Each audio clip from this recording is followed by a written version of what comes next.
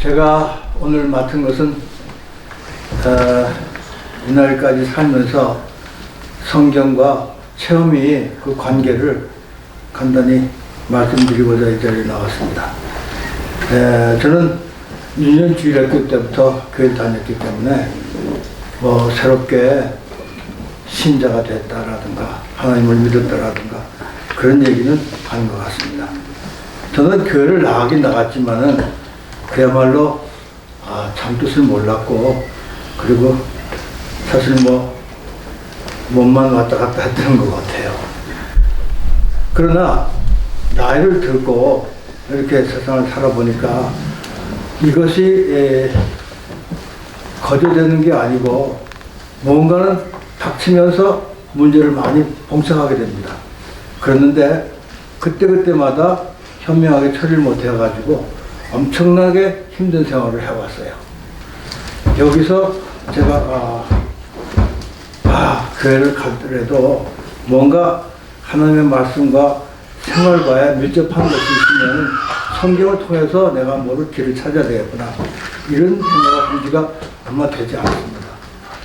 그런 말씀을 오늘 간단히 전하기 위해서 이 자리에 나왔습니다. 네. 성경 말씀은 지금 방금 목사님께서 말씀하신 것처럼 제가 생각하기엔 나침판 것 같았습니다. 비행기도 생각해 보세요. 저 하늘에 비행기가 날아갈 때 어떻게 그 길을 찾아서 가겠습니까? 거기에 아마 나침판이 있었을 겁니다. 큰 함선도 마찬가지입니다. 그 망망한 바다에 나침판이 없으면 목적지를 도달할 수가 없었을 겁니다. 성경은 마치 우리 인생살이의 나침판과 같지 않았습니다. 그런 생각을 해봅니다.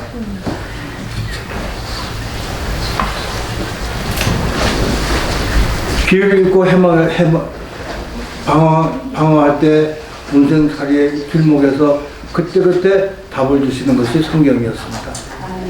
제가 드리는 간증은 제 실생활의 체험과 연관을 지어서 그 답을 성경에서 찾아보고자 했습니다. 무수히 많은 체험과 사례가 있었을 겁니다. 제 나이 벌써 85세에 접어들었습니다. 그러니 아마 세상 경험은 많이 했을 거라고 여러분들 믿을 겁니다.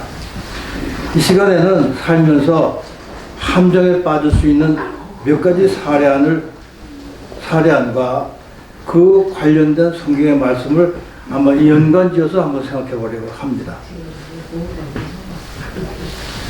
성경의 역사는요, 대략 1500년에서 2000년 정도의 오랜 시간 동안에 정리되고 쓰여진 것입니다. 가장 오래된 것은 모세의 율법, 기원전 1400년 전에 이미 써지었고 길을 안내해 주셨습니다. 가장 최근에는 오늘 성경 말씀을 하신 요한계시록인데 그것은 90년경, AD 90년경에 쓰여진 것입니다.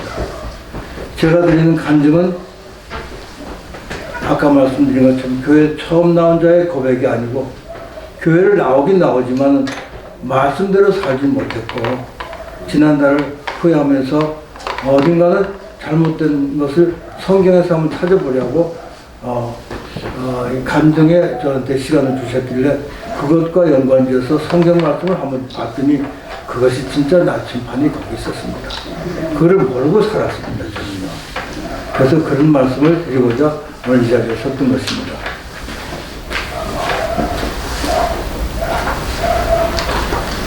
제가 지나가 보니까요, 그 함정에 빠졌던 것에 몇 가지를 이렇게 함축성 있게 한번 생각을 해봤어요. 그랬더니요, 그 교만이 있었습니다. 그리고 그 어리석음이 있었습니다. 그것이 죄인 줄 몰랐어요. 교만하기를 아마 그런 환경에 제가 있었습니다. 그러니까 교만해졌고 어리석음, 이거요 정말 우리가 간단히 우리들 대하는 거지만은 지혜롭지 못하면 이 어리석음에 빠집니다. 이것 때문에 고생을 많이 하는 경우가 있고 제가 그런 경우로 많이 고생을 하고 있었습니다. 남의 보증 쓰는 것도 어리석음이요. 남의 말을 듣고 그걸 쫓아가는 것도 어리석음이고요. 그리고 욕심을 가졌다고 해서 그걸 찾겠다고, 그걸 찾아가겠다고 하는 것도 어리석음입니다. 그 어리석음은 굉장히 함축성 있는 얘기이기 때문에 여러분 각자가 생각을 좀 해보시기 바랍니다. 그 교만에 대한 성경 말씀을 제가 한번 찾아봤어요. 잠언 16장 18절에 교만은 멸망의 선도자요 거만이 패망의 원인이니 라고 쓰여져 있더라고요. 이게 나침반 아니겠습니까? 또한 마태복음 23장 12절에 보면은요, 자기를 높이는 자는 낮아지고 낮아지려 하는 자는 높아지리라, 이런 말씀이 있었어요. 예. 기독교에서 교만은 결코 바람직한 행위가 아닙니다. 오히려 하나님과 인간관계에서 심각한 문제를 일으키는 원인 중에 하나로 여겨집니다. 성경에는 교만이 하나님의 뜻을 거스르는 죄 중에 하나로 간주하고 있습니다. 여러분 잘 명심하시기 바랍니다. 아멘. 어리석음에 대해서 성경에 또 어떻게 쓰여졌나 봤습니다. 잠언 22장 3절에 슬기로운 사람은 재앙을 보면 숨어 피해가고 어리석은 자는 나가다가 해를 받느니라, 이렇게 써 있더라고요. 예. 성경은 어리석음을 피하고 슬기로워야 한다고 당부하고 있습니다. 아멘. 어리석음은 잘못된 것을 만회하려는 많은 시간과 노력을 필요로 합니다. 어리석음으로 잘못된 것은 많은 시간과 노력이 필요합니다. 이걸 만회하기 위해서 그렇습니다. 그러나 그런 과정에서 이런 과정을 거치지 않으면 그 어리석음으로 엄청난 불행을 초래합니다. 참 상상도 못할 정도의 불행을 초래합니다.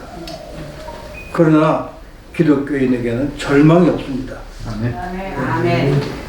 이런 사람도 기독교인을 귀화만 한다면 이로 인하여 오히려 커다란 선물을 받고 오히려 빠르게 평정을 찾는 경우가 종종 볼 수 있고, 저도 그런 경우가 아닌가 생각을 합니다. 아멘. 그래서 제가 드리는 기도에는 아랫말을 꼭 넣긴 합니다. 제가 그 기도의 말씀 일부분을 말씀드려 보겠습니다. 지금까지 살아오는 동안 모든 찬바람이 있었지만 용기를 주셔서 주의 품으로 돌아갈 수 있었으며, 때때로 겪는 가시록 교통을 받을 때 잠든 영혼을 깨워주셨고, 한숨과 눈물도 있었지만 그것 때문에 진정한 행복이 무엇인가도 배우게 하셨습니다.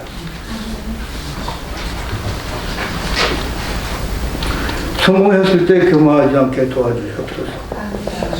어린 환경 속에서도 항상 행복한 삶을 만들어주시는 주 하나님께 감사를 드린다고 그렇게 기도를 해야 합니다. 저는요.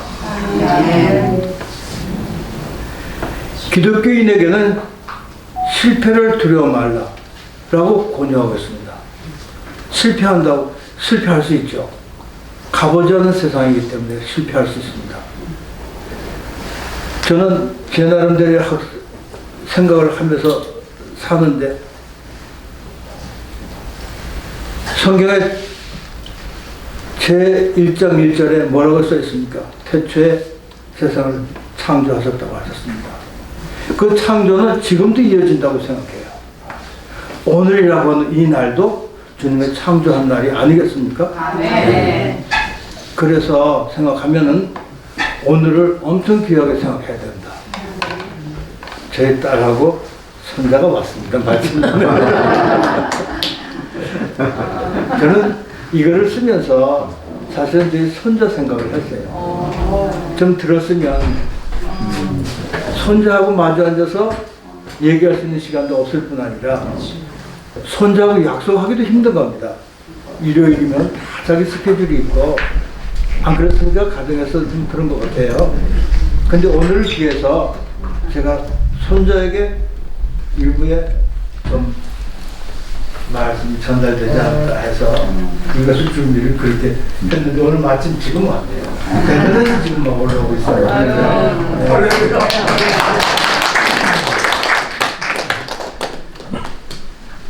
기독교에게는 두려움이 없습니다. 실패를 두려워하면 안 되겠습니다. 그렇게 권유하고 있어요. 그 성경 말씀에 있어요. 이사야서 41장 10절에 보면은 두려워 말라. 내가 너와 함께 하니라. 얼마나 대단한 얘기입니까? 놀라지 마라. 나는 내 하나님이 됨이라. 내가 너를 굳세게 하리라. 참으로 너를 도와주리라. 참으로 나의 의로운 오른손으로 너를 붙들리라. 네.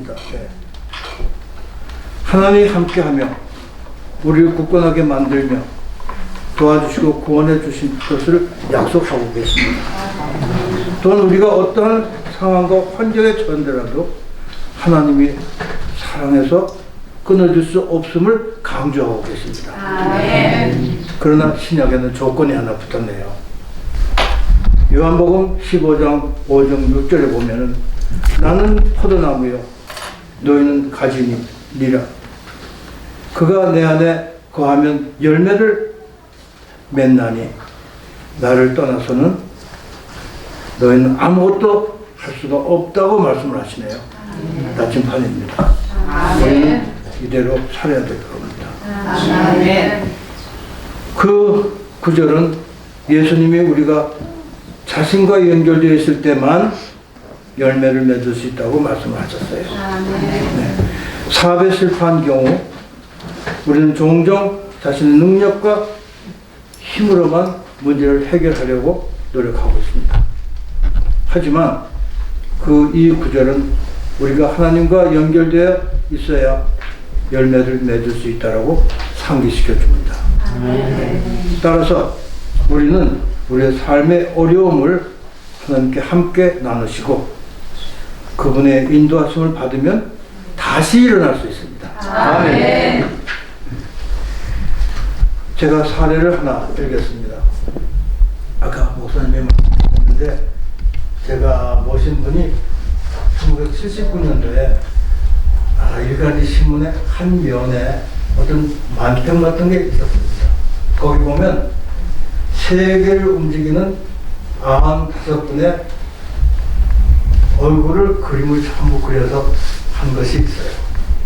그것을 제가 사진을 크게 찍고 그 사이즈만 하게 해서 제가 액자에 넣어서 제 방에 붙여놓은 게 있습니다.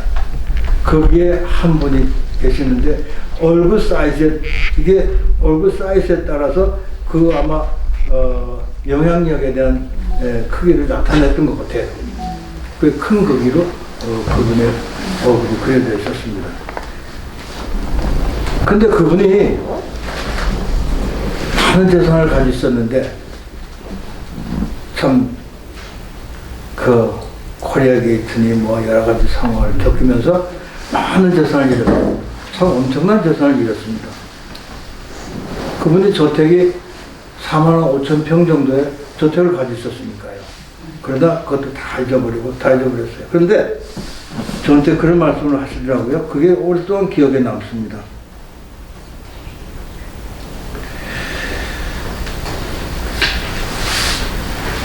나는 이제 겁나는 게 없다. 죽는 거 빼놓고는 겁나는 게 없다. 죽는 거는 아마 겁이 나셨던 것 같아요. 왜 그런 거 아니? 얼마만큼 잊어버렸거나 얼마만큼 상실된 거는 생각도 안 나고 그거는 그냥 지나갈 거니 그렇게 생각하신대요. 네. 그러니까 많은 거를 잃어버렸던 분은 아마 그렇게 크게 달관을 하시는 것 같았어요. 제가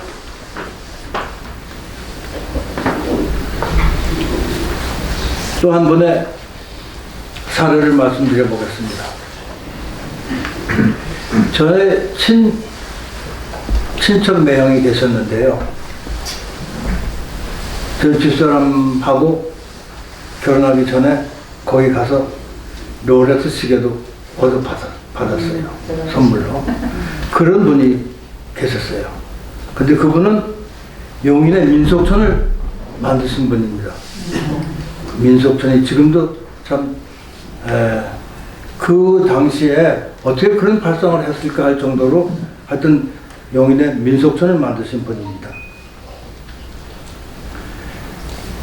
근데 그분은 인사동에서 골동품 점포를 갖고 있었던 분이었습니다. 그런데 도굴꾼의 작물을 샀다고 하는 죄명으로 형사 신세를 지게 되었습니다. 그리고 그 민속촌은 결국 권력자의 친척의 손에 뺏기고 말았어요. 뺏길 일이 아닌데 뺏어가더라고요. 예. 근데 그 매형은 감옥에 있으면서 살궁리를 했던 것 같아요. 이분은 기독교 신자였습니다.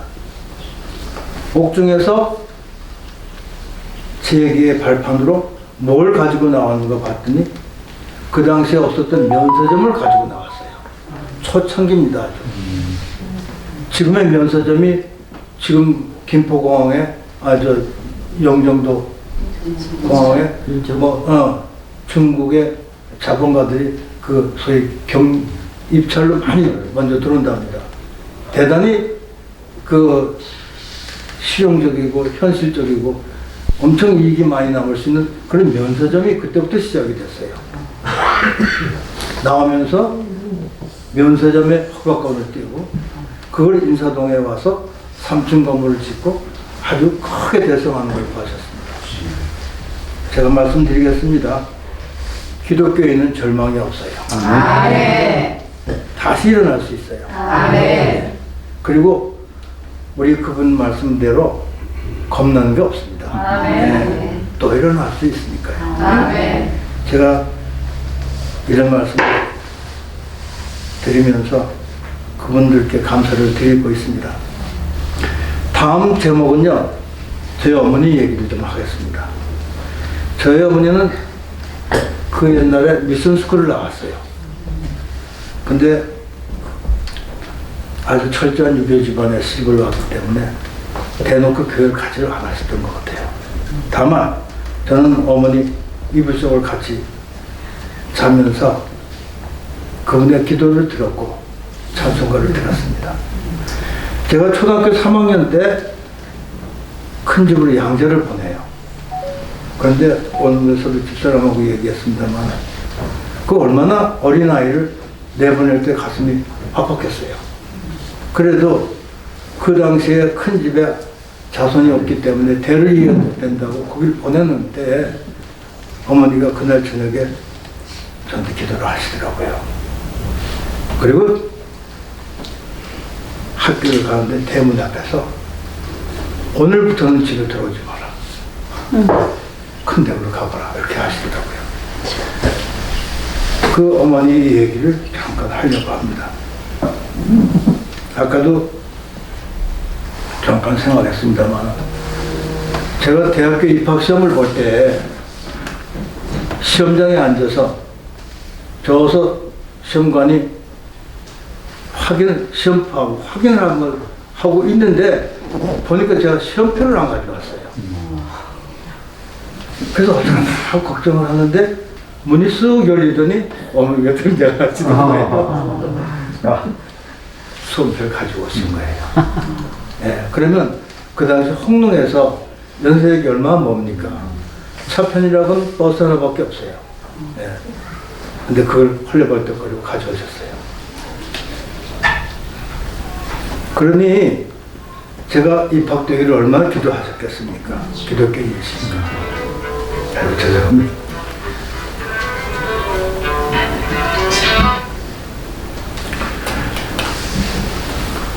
아무튼 저희들 때는 발표가 학교 때만 발표가 일간지에 이렇게 나왔어요. 네, 동아일보나 뭐 조선일보에 나왔어요. 거기에 가나다 순으로 발표를 할 거 아닙니까? 제가 홍석되기 때문에 끝에 나와요. 어머님 기도를 하시면서 뭐 기도를 애원하게 했더니 이게 간신히 붙어줬다고. 정말 감사하다고. 네. 정말 떨어질 놈인데 여기 마지막 붙은 거 보라고. 네. 그러면서 그 감사한 기도를 올리고, 근데 저희 어머니 엄청 신명이 있으셔가지고 우리 춤을 추시더라고요. 가을무시 동시 이렇게 춤을 추셨어요. 기억이 납니다. 그래서 그 어머님의 그 믿음 때문에 합격을 했다고 꼭 믿으시니까 그 믿음이 어디서 그런 말씀이 있는가 한번 찾아봤어요.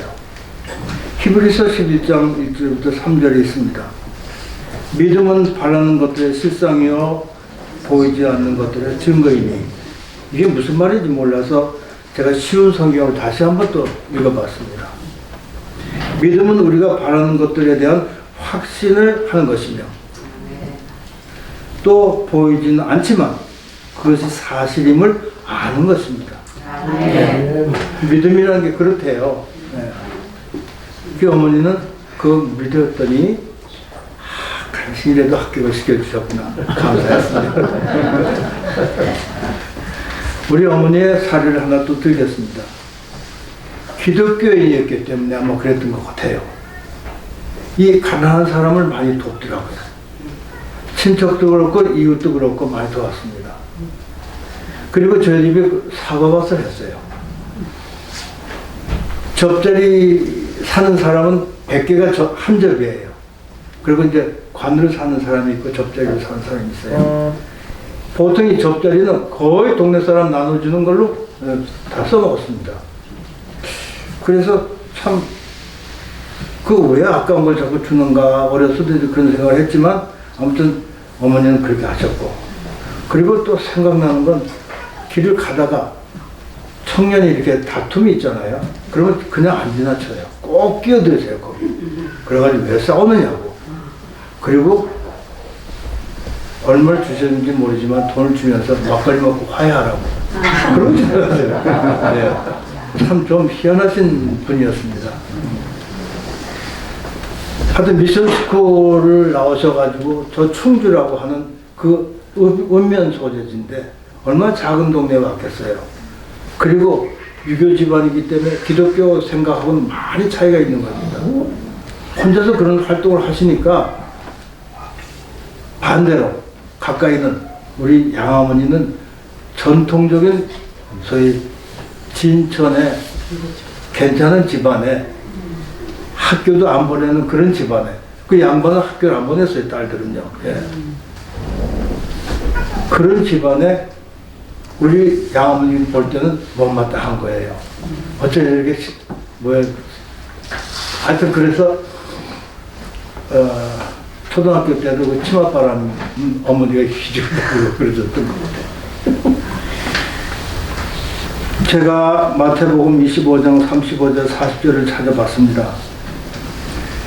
내가 줄이는 자에게 음식을 주었고 목말라 하는 자에게 물을 주었으며 나그네를 영접하고 속옷 없는 자에게 입히었으며 병든 자와 갇힌 자를 보고 돌보았노라. 이런 말씀이 있는데 아마 이런 말씀을 아마 학교 다니면서 들었던 것 같아요. 마태복음 25장 40절에는 참 명언이 하나 있네요. 가장 보잘것없는 자들에게 한 일이 곧 나에게 한 일이다. 아, 이거요. 이거 참 실생활에서 저 한번 체험해 봤어요. 우리 동네에서 너무 난장판이고 성질이 못 돼가지고 동네에서 탄옷을 내가지고 어디 갔다 온 친구가 있어요. 그 친구가 형기를 마치고 나와서 아직도 정신을 못 차리고 그 빈집에서 바로 우리 이웃에 있는 빈집에서 자고 먹는데 그 오죽하겠어요? 아무것도 없는데. 그래서 집사람하고 의논하고 아침마다 빵을 해줬습니다. 요걸 한번 실천해 봤어요. 놀라운 효과가 나오더라고요. 예.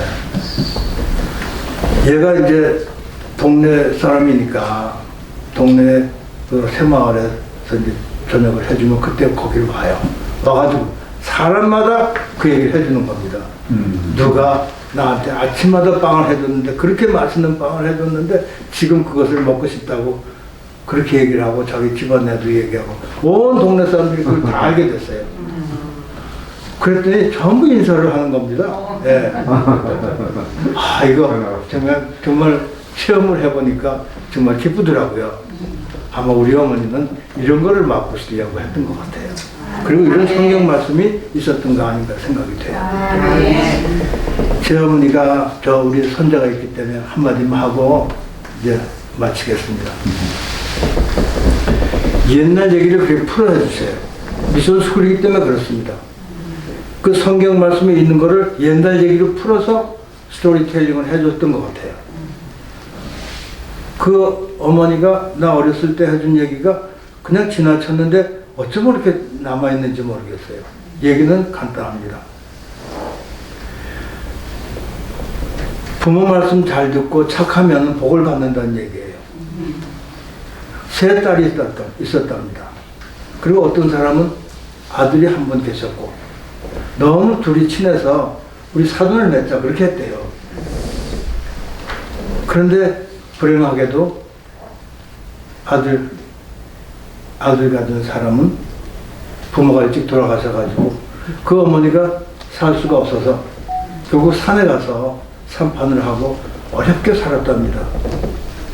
세월이 지나서 성년이 돼가지고 결혼할 때가 됐대요. 그 아들을 가진 사람이 그 딸을 가진 사람이 아들이 그렇게 참 그랬답니다. 참 얘기를 조금 바꿀게요. 아들 가진 사람이 부모가 일찍 돌아가셔서 산에 가서 그렇게 고생을 했대요. 그러니까 하루하루 나무를 해가지고 시장에 가서 팔아야 겨우 먹고 사는 그런 입장에 있었어요. 근데 딸을 가진 분은, 세 분의 딸을 가진 분은 잘 살았답니다. 아주 잘 살았대요. 성년이 돼서 결혼할 때가 돼가지고 딸을 가진 부모가 얘기를 했답니다.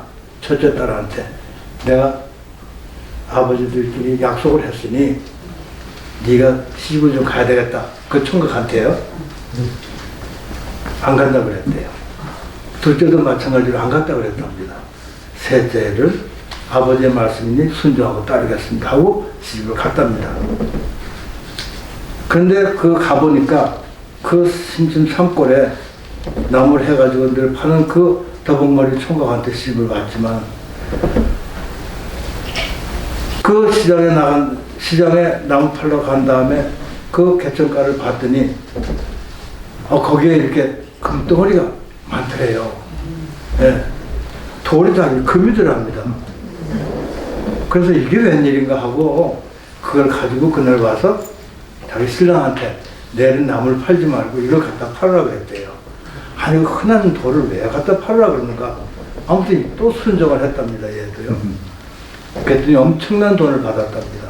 그래서 잘 살았다는 얘기예요. 할렐루야!